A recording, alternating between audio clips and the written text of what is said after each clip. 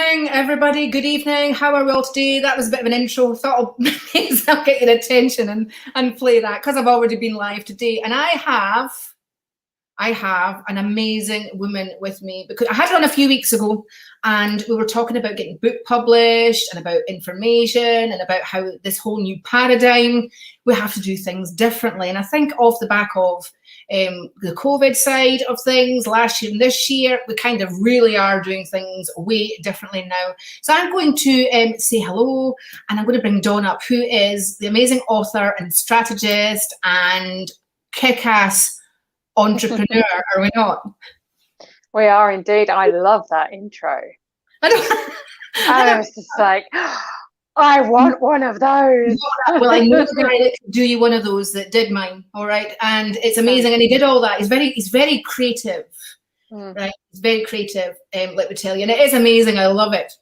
But I normally do my lines from my phone, so I can't seem to get it to play, on that. So that's why. Okay, yeah. This is the thing, I think, like the different platforms, like not being mobile friendly. Absolutely. So we've got some girls all piling in here. We've got Belinda. Hi, Belinda. Caroline Wallace. Hello, ladies. Caroline. We've got Kirsty, my friend, all the way. She's in Spain. She Hola. Left. Tudo bem? Oh, not tudo bem. That's Portuguese. Oh. How many languages am I going to come out with today? I know. How many languages do you speak? 5. 5 I can get by, like 2 fluently. 3 I can go out and about and get on with people. I can't have a political debate with them in 3 of the languages, and I can sail in 3 more. Oh my goodness, you are one talented woman, honestly. Wow. And there we go. So Kirsty, we have somebody that speaks your language here. We've got Carmen. Hi, good evening, Carmen. We've got Janessa, who I think maybe over. Are you in Atlanta way, Janessa? I'm not quite sure, but you're over that way somewhere. Do tell us. Janessa, miss you too, sweetheart. Miss you too. We've got Julie Timmins. We have a better connection. Is that from earlier on? It probably was when I was attempting to do the double live. So it was Gail Carr, twice in one day, Gail. That's what we've got here. Oh, hang on. Wow, that's dedication. Oh, tudo bem. Sí, gracias. Sí, muito bom. We've got Julie Timmins is in London, so it is. So she is. All right, Janessa's in Boston. So we've got Boston, we've got London, we've got Wales, we've got Scotland. Whereabouts? Because you moved, didn't you? You travelled. So where are you now? I'm still in Brazil. You're still in Brazil. But I now can't go any more further north. I've got to go west now. So, yeah. Right, okay then. So you've I now can see the Caribbean Sea, so that's good. Well, we've got Belinda in Tennessee. Belinda, my client that I did before this, she's also in Tennessee too. Wouldn't it be funny if you actually were next door neighbours and you didn't know it? I know. Caroline Wallace, she's in Scotland as well. Is that East Kilbride, Scotland? We used to be I used to travel there quite a lot to read for people. Anne Lynham, we have got. She's just outside Brighton, so that's down kind of the south of England. There we go. Janessa loves Brazil. Yeah. Where have you been in Brazil, Janessa? All right, Janessa, you're going to have to fill us in now where you've been. Right? Yeah. It's amazing. This is why I love doing this, because we would never get to meet the people that we meet. See, this is what people don't like. They don't. I don't think they value this enough. We have this access. I wrote in my book, Being a Digital Nomad, I set the scene like we've been online for like 20 years now. We've had laptops. Like we've been working location free, whether it's been in a cafe or on a train. Okay, we might not have had internet connections while we're on the train 20 years ago. You know, let's give technology its dues. But we have been working remotely, and my businesses have been totally online for the last 4 or 5 years. As you said, Belize. So yeah, slightly different country, slightly different. I'm not there yet.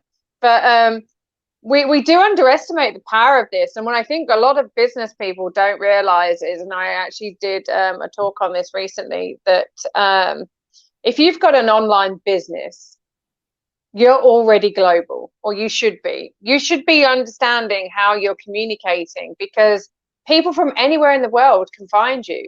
So if you're thinking and you're delivering your business just from your own cultural mindset, or just from your country's standpoint, you are leaving so much money on the table. You are not being aware of how, just how powerful your message is. If people are finding you around the world, why are you not delivering for them? Exactly. So we're going to take that more into, Okay. and broad. But first of all, Belinda, thank you so much for the 2 cups of coffee that you sent. They're going, because I'm giving away a free mini reading, right, in return, because we're talking to Dawn. Exactly. We're talking to Dawn about loads of stuff, really, because she's got a lot to get off her chest, but she's also an author, a strategist, and she helps. Well, you're men and women. It's wrong to say just women. You've got male and female. Yeah, authors. leaders, CEOs, and people that want to be an author.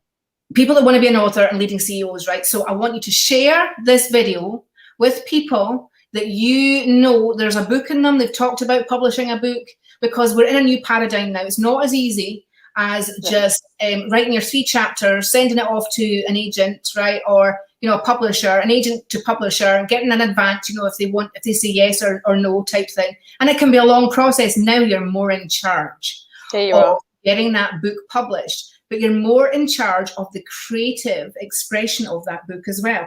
And Dawn helps that creative expression go from within to out with on the book, hits the bookshelves, and catapults you into the next chapter of your life, like stardom, right? Like stardom. You should see the book she's already done, right? Never mind the covers. I'm still fixated in some of the covers. I've got to say, beautiful, beautiful artwork.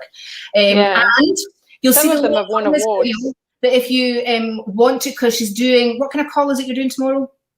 I'm doing a live Q&A session. So anybody that's got any questions at all about what it's like to sit and write a book, or the publishing process, or what to expect, just any questions they've got at all about the author life, how they can actually use their business or a book to springboard their business, or give a voice to the voiceless, or to actually just get that book out of them. Any question they've got about being an author or getting published, then they can join me tomorrow. Thank you, Sharon. They can join me tomorrow. It's 3 p.m. my time in Bahia, which is 7 p.m. UK time. And that would be 8 p.m. in Europe. And I think for those of you in Tennessee, I think you're on Pacific time. So I think in Pacific time, it's going to be about 11 a.m., 12 p.m. I love how Dawn knows all the time zones. Yeah, Eastern time, it's 2 p.m. So just go with that, yeah. Well, yeah, so there's a link on this video that we're doing now, all right, in the title. And if you go on that link, and you can, you're doing a session tomorrow, aren't you? Where you can ask questions, you can gain knowledge and information, and be that bit clearer about the direction that you're heading in, and maybe even hire Dawn. Yeah, well, that'd be great. I'm actually going to be gifting away a free coaching session whilst we're on live. So. Oh my God! Right. Okay then. So get clicking on that link and get your session booked. Right. It's a group session. Right. So there will be other people there, but that's even better, because you learn stuff from other people that you couldn't even imagine. Honestly. I know, right? Isn't that the thing? Like when someone else asks a question. I mean, I'm always the one asking the question, but when someone else asks a question, you're like, oh, thank God they asked that, because I wanted to ask it, but I was too shy. Or the question that they've asked actually then stimulates another question that you want to ask. Yes, absolutely. Do you know, somebody's coming off the title, I wish I could gain weight. I'm just sorted by my doctors. He's worried about my weight loss. That's interesting. I've got some you can have. So, yeah, because before we came on this, we were having a little chat. And we were talking about how it's become an addiction, right? The consumption. I mean, it's laughable because we're living this on social media, right? But you know, how you get caught up in the scrolling, you get caught up in the information, you get caught up in the fantasy and, you know, of what you want. But there's a difference between fantasy and imagination and allowing your mind to go there and actually pulling, you know, like doing stuff in real life about it, right? And so Kirsty was just thinking the same, by the way, in the time zones. She says, oh my God, like when I said, God, Dawn knows all the time zones and everything, that's incredible. She was just sitting there thinking the same. I've known for like 25 years, let me tell you. Right. Norma, everybody's doing great tonight. So, listen, I feel like you. I feel like the amount of information and social media out there, right, is like there's different platforms. You've got your Facebook, you've got your Facebook pages, you've got Instagram, you've got YouTube, you've got TikTok. You did have, you know, like you've got Twitter. You used to be able to do like the lives and Periscope and stuff. So you've got Twitter, you've got LinkedIn, right? Have I missed any of the main platforms? I don't know. I honestly, Laura, it's got to the point now, Lara, where I'm like, you know what? And I think this is more to do with the reason why I've stepped away. When people come into your space, it's like they've come into your lounge, your front room, your dining room, whatever it is. And then they ignore you or they don't engage. They don't have a conversation with you. There are people that do and they show up all the time. But for me, it's just really bad manners. I would never go into someone else's home or invite them. I would never allow someone into my home and not speak to them. And when people come into my personal space and I send them a voice note, say, hi, welcome to my space. Thank you for reaching out to connect with me. What was it that, you know, what was it that made you connect, etc., etc. And then you don't get a response. It's like, I'm not a stamp. I'm not here to be collected.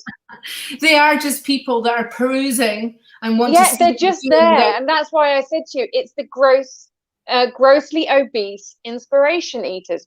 They know my content is mind-blowing. They know my content is amazing. That's why they've been attracted to me. Yet they don't want to have that conversation. I don't care if we disagree. I just want to have the conversation. But when people are just scrolling and they're absorbing and they're taking and they're taking and they're taking, it's like, you know what?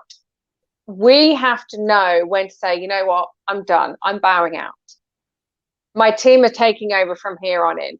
If you want my stuff, you can either download it from my website or you can read my posts. I mean, this is the thing, Kirsty. If I was in a relationship with somebody and they were ignoring me all the time, that's an abusive relationship. Well, that's actually a really, wow. Just take a moment there, guys and girls. It's like, yeah, it is. It's a form, but it's being ignored, and you're right. If they were to knock on your door, because you're not sending them the friend requests. No. Right? They're asking if they can be your friend. So they've knocked at your door, you're opening the door, right? They come on in, and then they sit on your sofa, and then when you try and talk to them, they've ignored you. Off you go. I'm done. Yeah. You know, if you want my stuff, go to my public figure page, go to my Instagram, go to my website, download the stuff, book in on a call like the author call that I'm doing tomorrow. Because the thing is, it's like, it's a lot of energy. We create stuff, and as people who have invested, you know, whether it's tens of thousands, hundreds of thousands into our personal growth to get to where we are, and we're gifting all of this stuff, and people are just taking, it's just like, oh my God, like, what else are you taking in life? That's bad juju. Bad juju. But getting back to, because I wrote a book called Spiritual Slimming some years ago, and I've got a group, and I've got lots of people in the group and stuff like that, and it's exploring basically, right, the whole pressure around about you. And in many ways, you're absolutely right, that's a subconscious pressure. It becomes like a responsibility, doesn't it, that you don't identify as being a responsibility, but it seems to energetically move into that area of the unseen, right? Does that have an issue with the weight? That's what I explored in the Spiritual Slimming book. It's about dump your baggage, slim your body, right? So, you know, I've seen, because I worked in the slimming industry for 6.5 years, a motivational speaker, and I saw women coming in there that practically were eating nothing, and they were, you know, had lots of weight to lose, right? I had women that would eat enough food for like 10 guys, and they were like that, right? So it was nothing to do with the weight, the food that they were eating, even though society will tell you it's to do with that. Okay, and that you've got to like portion control. I used to work with horse racing as well, right? So trust me, I've been in an industry where eating a grapefruit for you know, like over the course of the day to lose weight was something that I did. I tried everything, but nobody warned you about the perils of consuming such large amounts of information, private information, with people. Like you're saying, it's rude if you say, oh, hi, I want to meet you. Yeah, like I had a woman earlier on, just before my last client, and she sent me a friend request. I accepted straight away because I loved her whole, like, she was like a soul boss woman, a mom, that sort of thing. She messaged me immediately and said how amazing she thought I was. She used to live in London. She's married to an English, a British guy, and just basically being very illuminating, not asking for anything. She was connecting and touching base, and of course I got back to her. Yeah, of course.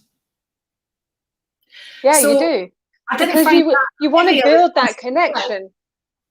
So the only thing I can think about is that you have such wonderful content. You reflect back the very essence of who you are, what you do, how you go about it, right? And you show people that you're human. So I don't know what it is that they're looking for, right? Well, see, this is the thing. I know I'm not the easiest person, okay? I know that some of the things I say and some of the things I share, and the ways in which I do it, I know that it can be very confronting for people. I know that it's not very easy for people to, it makes people uncomfortable because, I'm not just talking about, let's have, a really nice website. I'm not talking about, let's just do a book for a landing page. I'm not just talking about, all the glitter farts and everything else that's going on. I'm talking about real humanitarian issues. I'm talking about people's journeys, the depths of it. And I'm talking about the things that I'm seeing around the world. And some people are just in that space where, like, I've just got to get the kids to school. I've got to get to work. I've got to do my job to pay the bills. That's all they've got the capacity for. So they read my stuff. And then when they read it, they're like, hang on, I need to go process that. And I get that. And it's not that everybody is in my space that ignores me. I mean, obviously, but I do know that if there's something, and there's stuff that I read and I don't engage with, and I was just looking through and I'm like, you know what, where are the people that are in my space that I would actually want to spend the night with, laughing on the couch or having over for dinner? Where are the people in my space that are inspiring me or teaching me stuff? Where are the people that I want to do business with? And I was just like, and as you know, you're all CEO of your own company, right? So just in case, you were thinking a business, you have to actually be, have a business and stuff. You are your business, right? And yeah, so you are. You're talking about generating from you, and this is what alignment means. This is what aligning mind, spirit, and body does, because along that path, you can make money, right? You can expand where you are right now, whether that be to do with losing weight, right? Making money, creating babies, right? It's still crafting and creating, isn't it? Yeah, it is. Absolutely. Now, Kirsty said, I've just answered a question on Facebook asking what your top item on your bucket list is. Mine would be treated better as opposed to being taken advantage of because I'm too nice. There's no such thing as too nice. If you feel too nice for people, you've got the wrong people in your space. Don't get me started. Listen, Kirsty will be the first one to tell you about listen, I get on very well with her husband, right? Is he still alive, Kirsty? That's what I want to say. Is he still alive? No, don't tell me. If he wasn't, I would be able to speak to him on the other side. I was going to say you'd be able to speak to him. No, this is whenever we would do like Skype calls and that, I would make sure he was always in the background and I'd shout, is he still alive? That's her husband. When she's talking about that, Kirsty, you're not too nice. You are one of the nicest people I have ever met in my entire life. And I wouldn't change you. I wouldn't have you any other way. It's down to how those people are receiving you. But let's discuss the law of opposites, right? Because when somebody goes too much one way, I think in partnerships and relationships, the other person it's like an automatic readdress of the balance, right? You go the other way. So when you're saying too nice, I have to put a question mark over the other part of the relationship. Absolutely. We've got nice and dark. We've got good and like light and dark in us all. Right, but it's a choice, isn't it? And I think really what that question is why you want to ask, why can't somebody else choose to be nice because they're not like you? You know, this is something that I find really interesting. And again, it's like that opposite thing. Like, why are people so surprised when you're so nice? Why are people surprised Because when we're polite? Judgment is a natural human being instinct, right? Some of us judge more than others. Yeah, but people are shocked by it. I've had people have said to me, "You're too nice to be in business, Dawn." I'm like, that's almost a challenge, isn't it? That's like, why? So because I'm in business, I've got to be a bitch.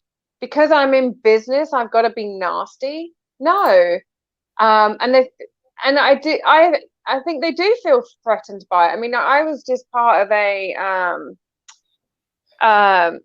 again, I'm not gonna chase people to do business with me. I'm not gonna chase people to be my friend. I am my own best friend. I love myself. I am going to write books because I know that my soul needs to write this book. I need to write these books because I don't want to be part of the problem I don't want to be part of the problems that we're seeing in the world. And a lot of these problems that we see in the world are only there because we allow them to be there as a collective. And it's like you were saying, like when we carry all of this emotional baggage, and when we carry all of this trauma, and when we carry all of these doubts and these fears, and we don't step back and release ourselves, we gain weight to protect ourselves. Yes. And we comfort eat. Yes. And we're like, okay, I can't be pretty, I can't be beautiful, because if I'm pretty and I'm beautiful and I'm smart and I'm funny and I'm intelligent and all of this, and I'm too nice, then people will take advantage of me. Or if I'm too beautiful, I will make other women feel bad about themselves. Well, it's not your business. You just got to show up and be beautiful and be intelligent and just do what works for you. That's right. I was just talking, they really be trying that friendship part's quite, that's quite prevalent what you're saying when you said about, we comfort eat and we give how we're feeling a friend, right? Instead of us actually being our own friend, right? So it's a bit like taking a step. We've triangulated at that point. We take a step. It's also a fight or flight response, like Dawn's saying. Your body bulks up when it thinks it's being threatened in some way. Okay, threatened. So really, we can go to the gym, we can do the diet thing, and that will work temporarily. But the minute your eye's off the ball, it all goes back, because you don't honor and address what's really going on internally. Yeah, that weight that you carry, it will cover that shit up, let me tell you. It will. It'll lie to you. It's not your friend, right? That packet of crisps is not your friend in the bin, right? That bar of chocolate, albeit very nice when it's cold in the fridge and it goes in your tongue. See, even I've got my things, and it melts in your tongue, you know what I mean? Yeah. Yesterday, I saw a Snickers. Like, I was traveling for 14 hours yesterday. Like, bearing in mind, I've not been in the UK for 4 years almost, right? And I saw a Snickers. I was like, oh. I can imagine. I would have been salivating after traveling all that time and hadn't seen a chocolate for. And the thing is, I was like, I really want that Snickers. And I was like, I can either eat the Snickers and just go, oh, that was a really gorgeous Snickers. I loved it. Thank you very much. And just not feel guilty about it. Or I could get it and then feel guilty about eating it. Yeah. Or I could just walk away and go, yeah, it was nice. And what did I do? I bought it and I ate it and I loved it. And it was like, but the thing, they're not as big here in Brazil, so that was all right. But, they're like half the size here. But I didn't feel guilty about eating it, because I'm just like, why should I feel guilty about eating a Snickers? It's a miniature. I wouldn't have cared if it was the size of a Toblerone, to be honest with you, Lara. I mean, I probably would have owned. I remember one of my sons orienteering, right? We were doing a team orienteering thing. Oh, I love orienteering. Really good with navigating codes, that sort of thing, right? So he won. Him and his team won, largely thanks to him. They were like this. But the prize was a miniature Mars bar, right? Now, he wasn't allowed to eat them at the time. But he looked at it, and it just the look in his face, like, really? And he just took it. Everybody dived on it, right? And he was like, you mean to say I've done all that for... I thought, I wish I had his attitude when it comes to eating chocolate. Like, he wouldn't lower himself to do that, not even for a miniature Mars bar. Yeah. Good on him. But see, that's the thing. The Snickers is probably one of the only bars of chocolate that is actually gluten-free. Okay, it's not vegan, but it's gluten-free. Oh my God, it looked like it was just like God had put that in your mouth. It was the nuts. Honestly, it was the peanuts. It was the caramel. It was like, because I don't have sugar, but I knew I had to stay awake until like stupid o'clock last night. And I was like, okay, like the coffee is minging. So I was like, I need sugar. I need sugar to keep me awake. Right. And I'm like, if I have sugar, you can guarantee I'm going to be awake. I mean, I could have like, I mean, I don't have sugar ever. I think that was the first piece of chocolate or first bit of sugar I've had. I don't even remember the last time I had chocolate or sugar. I really don't. Wow. Yeah. Can any of us say that from here? I don't. I could tell you every alcoholic drink I've had in the last 20 years. I've got some gluten-free chocolate bar in the fridge, actually. Ah. I know. It's got toffee bits in it, though. Look, how many people are salivating right now at the thought of this, you know, because they've technically made it so that we can practically have anything on all different levels. And that includes information. Right, there's an interesting comment here. We've got, what do you have now outside the world will reflect it. Sometimes we have to do some inner clearing in order to clear the outer. Right, so what basically, that's a really good thing is we're not just reflecting our emotions, we're actually reflecting the world, perhaps. So maybe it's a perception. If we perceive there's a lot of trauma around about us or emotional stuff going on, or the world is just at odds with each other, what do you think? You think that'll help? I think we're all expanding collectively to do with that? I think we are, but I also like the word reflect, because what we're seeing on the outside, like what I'm seeing going on the outside of me, is actually happening on the inside of me. So reflection, okay? So for me, it's been, okay, where am I dishonoring myself? Why are these people ignoring me? Why are these people, you know, where am I ignoring myself? Where am I not honoring myself?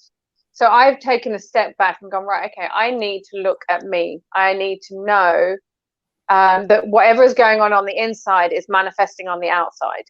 Yes. So if I'm ignoring myself, this is why other people are ignoring me. If I'm not a vibrational match for the people that I want to be, then I need to get my energy and my vibration up to be able to connect and deal with and work and enjoy the company of people that are at a vibrational level that I want to be at. We are all just energy. Vibration. I know being a medium, right? So I'm really good at pushing my energy like up and out, right? Well, guess what? The weight goes up and out, right? So as above, so below. Absolutely. Right? And so the higher that you can put your energy, the more sensitive you are, the higher your vibration, the more that if you don't clear all that stuff, your particles are going to vibrate at a completely low rate, therefore body gets denser. Isn't that right? Is that right? Have I said that right? Yeah. Absolutely. And when you purge all the stuff that's like your bodily functions, they will help you remove all that stuff that shouldn't be in your body. Like I did after we did one of my past life regressions, and I was really sick because we were just getting rid of stuff. I was purging, and it, you know, like, but I'm not surprised that the characters or like the lifetimes I've had, I'm not surprised by who I was in my past lives at all.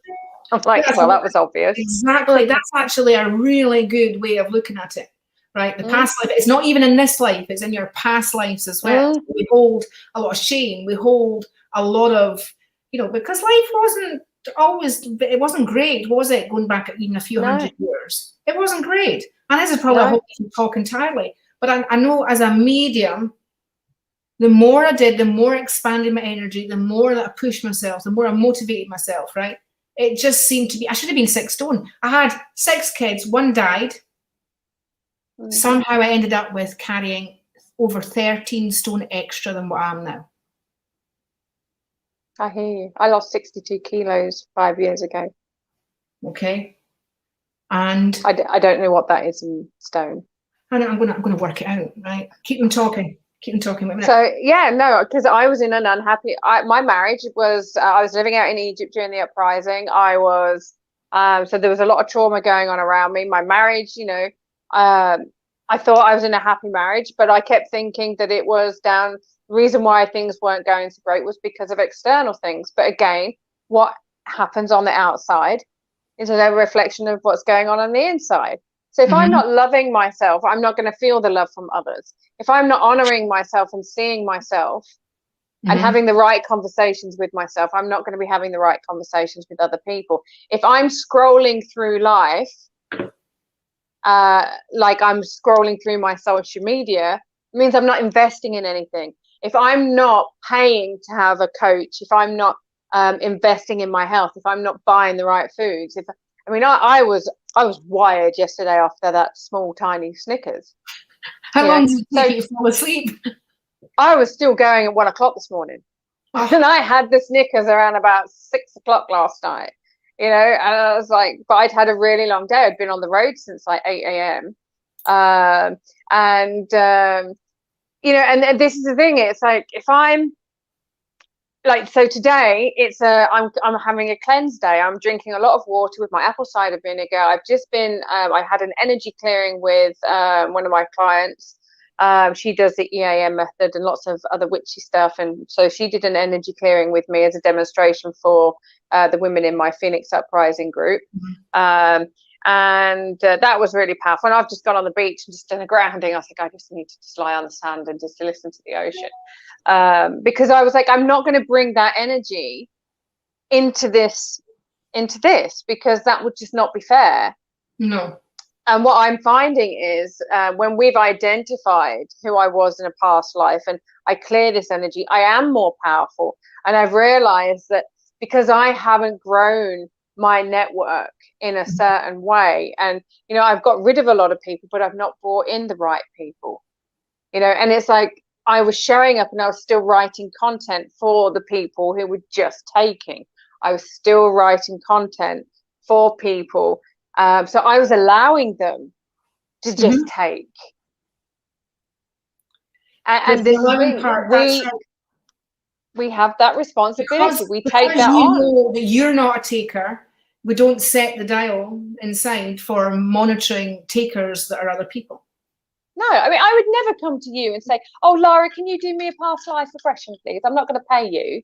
But I just want you to give your time, everything you've learned over the last 30 years. I just want you to give everything that you've ever learned and all your energy, because and the thing is, it's like, it's not just the stuff that we do on the call. It's the stuff we do off the call. It's the stuff we do before the call, during the call, and after the call. It's everything we've learned. It's everything. It's our energy. We have to clear our energy. That's right. And after that first session, you purged that. Bless her. She was ill after the first couple of sessions, if I remember. You kind of had shifted a little bit more. But you had gluten stuff going on. You had all sorts of stuff going on. But your legs were swiped. But actually, the other side, I'm looking at you now, right? And I know the light is like, ooh, behind you. It's like, whoa. Yeah, you actually look so much better, and yet you traveled like for hours yesterday and up during the night, and you worked really, really hard. I know that. So how does that feel in your body, right? So because we were talking before about the energy just really weighing down the body, right? Yes, it's a reflection, but it's also a feeling, and it's also a fight or flight response, right? So people's fight or flight's different, but you don't know until you're at that point where it's triggered. Right. There was some research done a few years ago, and the scientists were saying that they had located it as well to the fight or flight stuff. There was some DNA or other that was activated, and therefore it didn't switch itself off, so it's holding on to weight as a result of it. So of course we're all running around going, "Oh, that's me, that's me." But actually, further down the line, I'm like, now let's look at this. I have a lot of responsibility, and I feel responsibility heavily. I've had 6 children. One's died. I've got 5 live children, grown-up children. Whilst they were growing up, I remember feeling the weight of that responsibility. I don't just, like going to the school was a mammoth trip, Oh, God, yeah. Never school mind playgrounds when it was like coming to school time and that, we would just laugh. But, further down the line, I'm proud of my brood. But at the same time, and I've lost the weight, right? I've lost the weight. Did I do anything differently? I had very regular massages, let me tell you. Oh, yeah. Do you know, I had 2-hour massages Friday and Saturday. Oh, and they're so good 2-hour for you. ones. It moves that energy around, right? So that tells you that we let energy get stagnant. Society will show you and tell you, and it's under your nose with all this social media telling you what you should and shouldn't be like, by the way, right? Making you feel subconsciously, you might not even have clocked it yet, but subconsciously it's going in there, isn't it, when you're reading? You go into like a meditation state sometimes when you read down, you know, like write down, don't you? And you just look at just stuff until you feel satisfied, like how we eat. We eat and then we go, oh, suddenly I feel full. And you know you've eaten more than you should have done. Yeah, but again, it's like in front of me, because obviously I'm in a new hotel. I live my life in hotels, as you know. Like I don't have an address, and that really does their head in when I book into a hotel and they ask me for my address. I'm like, what's the address of your hotel? Because I don't have an address. Okay, but in front of me there's a Hershey's cereal bar. And there is another Hershey's Brigadeiro Chocolate. Brigadeiro is it just looks like, oh my god, what is that? It's like chocolate, like for a chocoholic it would be perfect, I'm guessing. But I mean, I make the choice, I don't want to eat that, and I could go on to Uber Eats if it was on my app on my phone, and I could order pizza, I could order burger and chips, but I'm like, no, I deserve better. My body deserves better. I deserve better. And so if I can't find the food that I want to eat, I either have to move location, or I don't go, if you see me in a supermarket, the world has gone to pot. If you see me at a market, then that'll be all right. I don't go to supermarkets because the lighting, the music, the point of sale, so it's all designed to get you to buy stuff you don't need. And stuff in a supermarket is not food. It's chemicals designed in a way to look like food and to taste like food. And I'm probably going to say something now. Please don't be offended, all of you that are listening. My mum used to say, you'd eat shit if it was sugared, right? But that's what people are eating. She didn't say it to me. She said it to my brother. Right, but that's what people are eating. They're eating chemicals and preservatives that are actually poisoning their body. That stuff there is like, cancer can't grow in an alkaline body.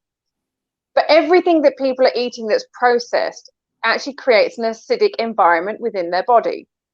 Therefore, they're creating an environment for cancer to grow. And if I don't want cancer, why would I be eating processed food? That's a very strong argument. It's a very good way of looking at it. I went into the part of blue-eyed and brown-eyed people. I studied iridology, got a diploma in iridology. Right? Yeah. I like this conversation. I know. I attended a seminar on it. I'd never heard of it before, about 20 odd years ago. Yeah. And then I remember looking at the slides, you know, of the eyes, right? Just take everything away. You know the saying, the eyes are the window to the soul. To the soul. Right. So you take everything away, hair, you know, around here, how they look, you know, their body, colouring, everything, right? And all you see is the eyes, right? Yeah. They're showing you these slides of the eyes, right? And then I looked in these, and they were only up for minutes. You weren't allowed to linger on them. So it's that first impression, when you look at the eyes, what does your eye see in that person? So if you heard of reflexology, haven't you? Yeah. I love reflexology. Feet, right? The actual end of those nerve endings are in the eyes, right? Believe it or not up the head. They go. Yeah. And so you look at the eye and you've got, like, you know, the head's at the top, the arms are out to the side. It's like the panorama guy, isn't it? The legs at the bottom. And you see there's fibers in the eyes, right? You need a particular type of lens at a certain point to kind of look deeply. I always thought if you got taken into a casualty and you had an iridologist there, they could take one look at the eye and tell you where the problem is. Right? Yeah. My dad said that was a pile of you know what. He said that's just never going to happen. But, you know, I just felt it made sense at the time. So I studied it and I got a diploma in it. Fascinating. There was a reason why I was telling you that. Yeah, colouring of eyes. You're talking about the alkaline part. Brown-eyed people are more alkaline body-based, right? The body. Yep. Blue-eyed people naturally have an acidic content of their body. Right. So I wondered when you said that, right, if you were eating as a brown-eyed person, because you've got darker eyes than me, you've got the acidic. No, I've got hazel eyes. Well, hazel eyes are actually on the blue gene. It's a mutation on the blue gene. There we go. And everybody listening to this is like, what the hell are they talking about, right? So you must have more an acidic type of system, right? Even though I know. And that's why I'm really careful about what I eat. And it's also like, and I also know that my genetic makeup, like the moment I could only look at carbs and I've already gained like 10 stone. Like especially at my age now, you know, I'm 43. I'm going through. I think I'm at the start of the menopause. I'm 43. Yes, I know I don't look it. You don't look it. No, right. I've got an 18-year-old, and he's just like left school, and I'm like, oh my god, how does he left school already?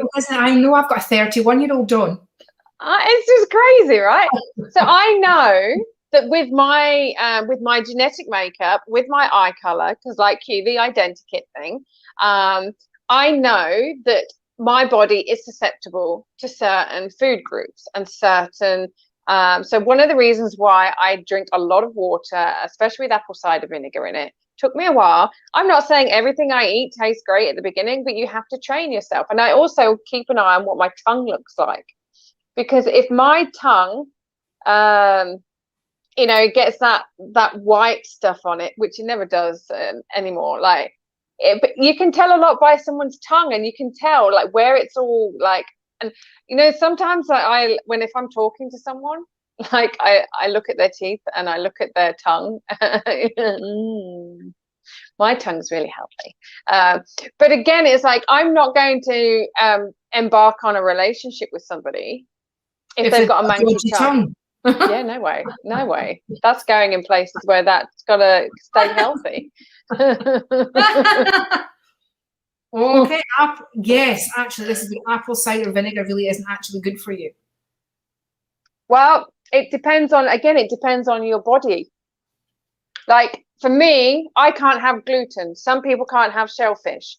My sister, do not give her penicillin, and do not give her my sister's allergic to latex. Oh. And this is why I was saying recently, if you like bringing up the vaccine thing, if you want to have the vaccine, have the vaccine, but be aware of what's in it, because if there's penicillin in it, which there isn't, if there's aspirin derivatives in it, but you can't have aspirin, don't have the vaccine, or find a vaccine that's actually more suited.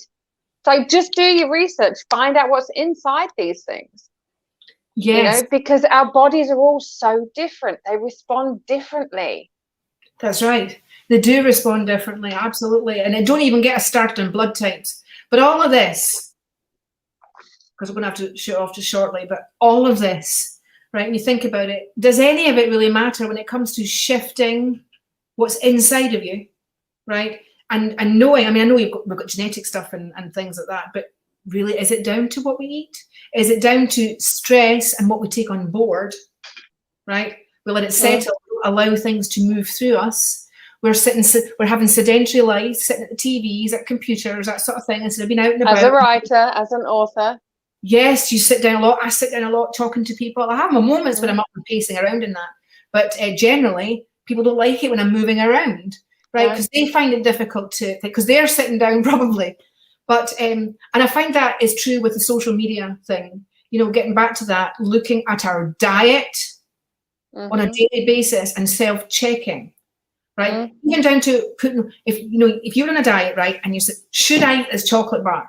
Do any of us ever go, should we actually like feast on social media, right? Because that's what we're doing. What are we looking for? Are we looking for something to make ourselves feel better? A quick fix, some inspiration, some advice somewhere along the line that'll make you better temporarily. I know I'm the kind of person, if I want a pair of shoes, I go into a shoe shop, see a pair of shoes, know what I like straight away and buy them. Yeah. Right.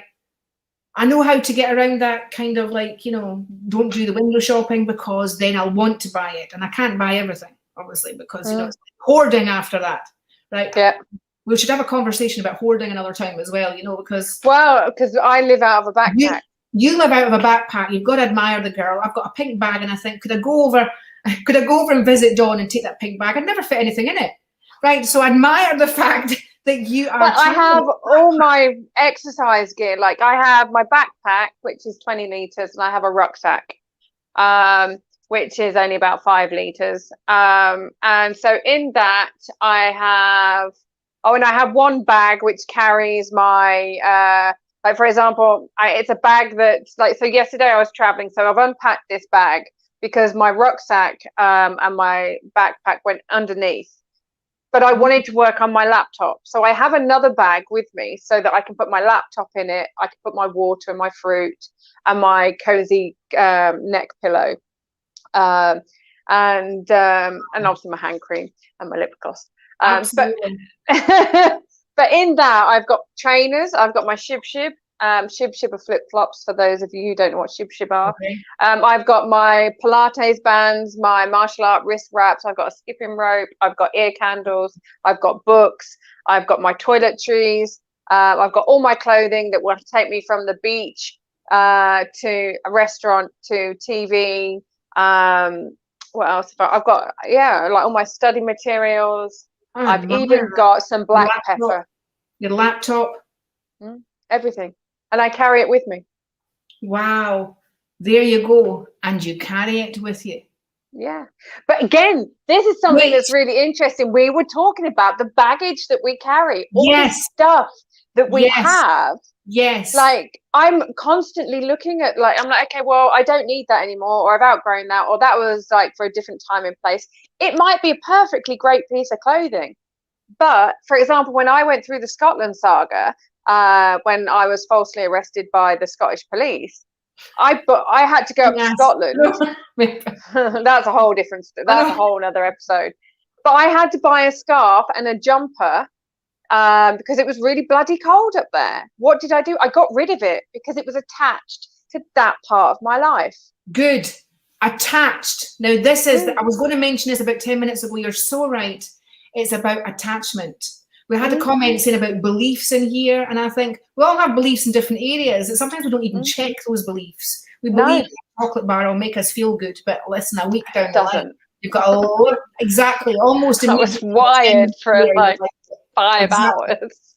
But yeah, you've got this packet, like carrying your baggage. You're literally carrying it all the time. But the fact that as well, you also said that you get rid of stuff that. So you have an attachment to that area or that memory or whatever. And it's an attachment that actually gets us in the shit. With food, with life, with responsibility. Possessions, people. Absolutely. I goals, had dreams. From a very early age, right?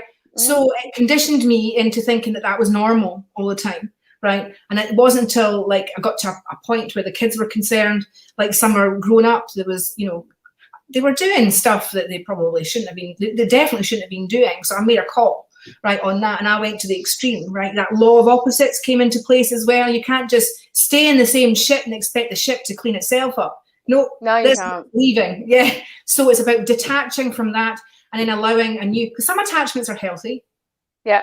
Right? We're human beings, we attach to things, but as in that mire, like, because we talk about cord cutting and stuff like that as well. Yeah. In that mire, we've got attachments that have happened to happen along the way that just are not good for us, drain our energy, make us feel overly responsible, convince us to do stuff that we really shouldn't be doing.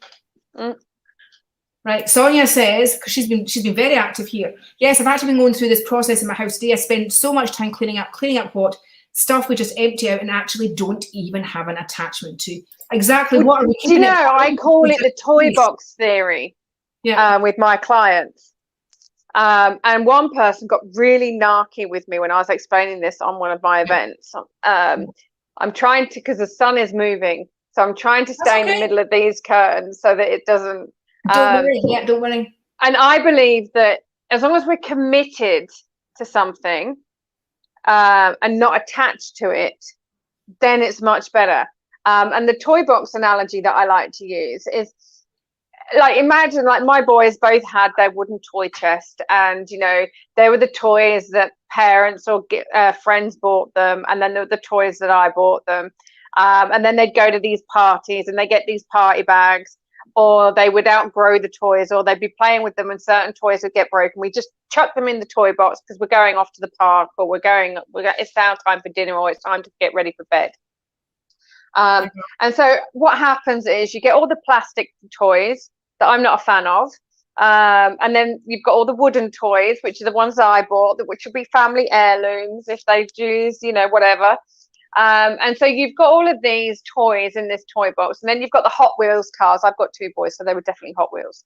We had to have Hot Wheels and Scalex strips and Lego and Meccano sets because I like them.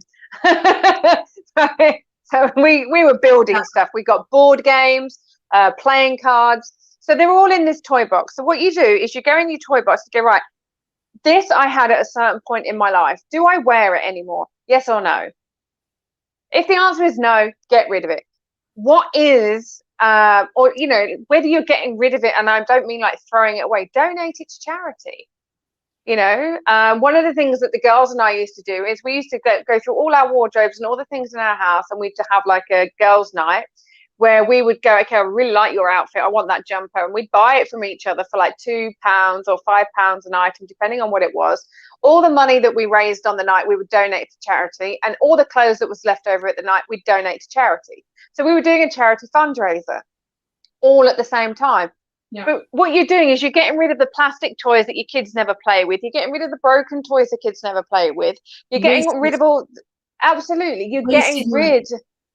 Absolutely, but you're getting rid of all this stuff, and it's like when I look through it, it's like I've got these books that I'm studying for my PhD.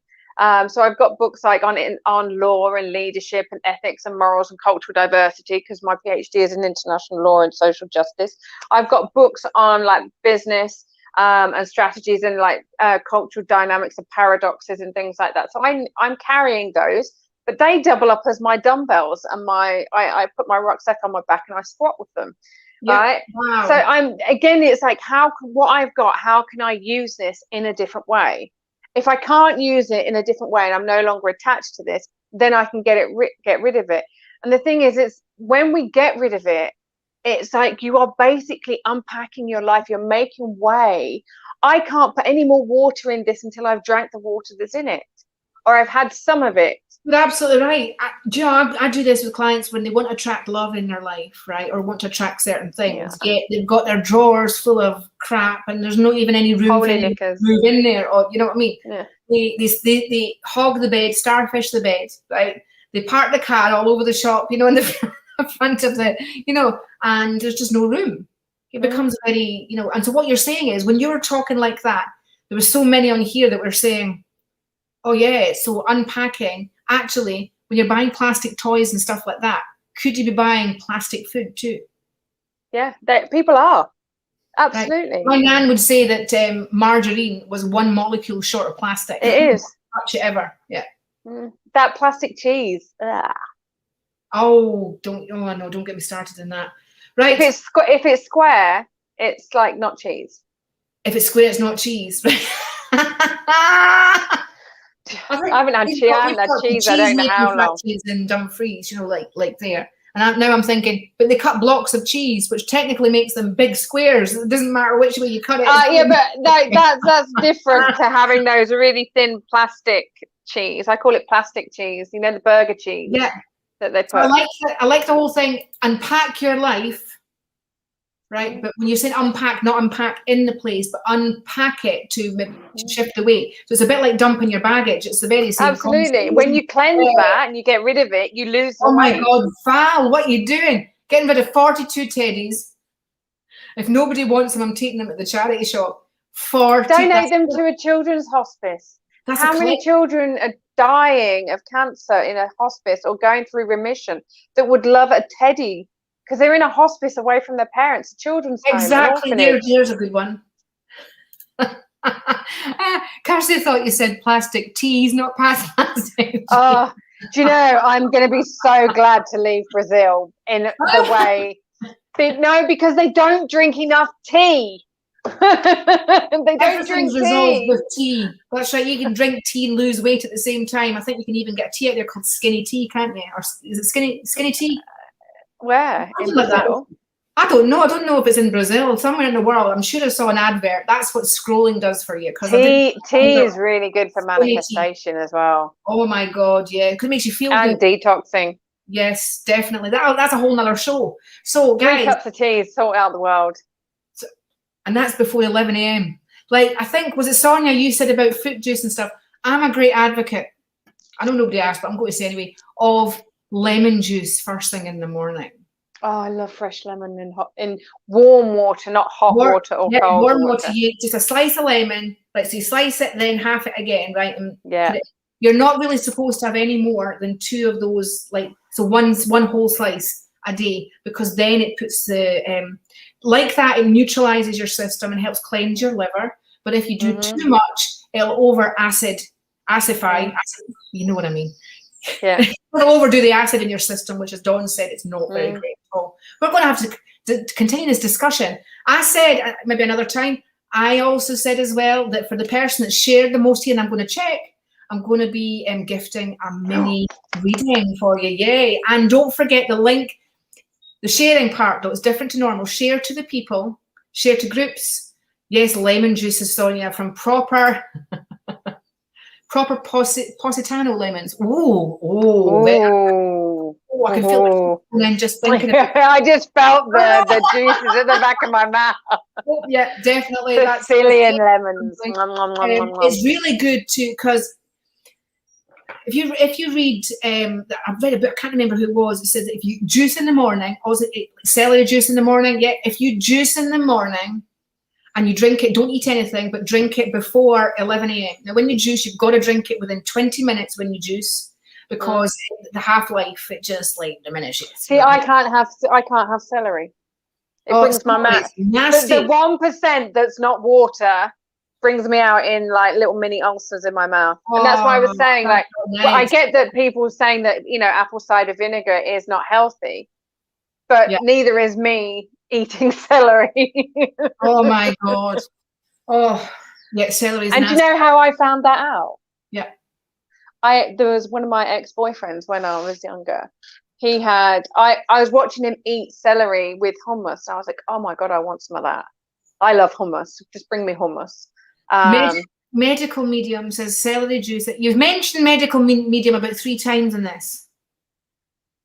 Yeah, medical medium. She is the medical medium. We're not really sorry to interrupt you there, Dawn, but you were yeah, he kissed me. He kissed me after he'd had celery. Who did he? Oh yeah, and then I came out in blisters, and I was like, well, that's one way of remembering your boyfriend. Yeah. But then I was like, well, it can't, you know, I didn't notice it. And it wasn't until I then went and, like, about a week or so later, I was like, oh, he had that celery stuff with the hummus. So I then had it, but I could only get and then I had some celery, and then my mouth exploded, and yeah. But again, like, this is the thing. This is why I share all this information. And like, when I'm actually like delivering on these live Q&As, like, there's so much like we go off on so many tangents. Because there's so much to cover in the world, and we've all got something like all of these comments that people have been sharing, adding to this conversation. This is why I like to do them live, you know, and why I like to make sure that people actually, when they show up, we actually go deep, and we actually do a lot of stuff. And I'll gift people a lot of like, you're gifting away a reading, I'm gifting away a live coaching on the call. It's we gift things. But again, it's about making sure the right people are in our space. And they're willing link in the comment section, just in case people can't see it on the thing, because it'll go to YouTube and to Facebook pages as well. So click on that, share this video with people you know that are writing a book, want to write a book, and need some guidance on that, and share the link so that they can come along to Dawn's call. It's tomorrow. It is tomorrow. It's 7 p.m. UK time, did you say? 7 p.m. UK time, because it's 3 p.m. Bahia. Yeah. Okay, that's great, John. Thank you so much for. No, thank you so much. It's always a pleasure. We loved it. We've all loved it, and you know, come back next week. We're going to talk more about whole life. I mean, I don't know if you're free next week. I think Tina will be back next week. I will make sure I'm free next week if Miss Tina's on there. Last week.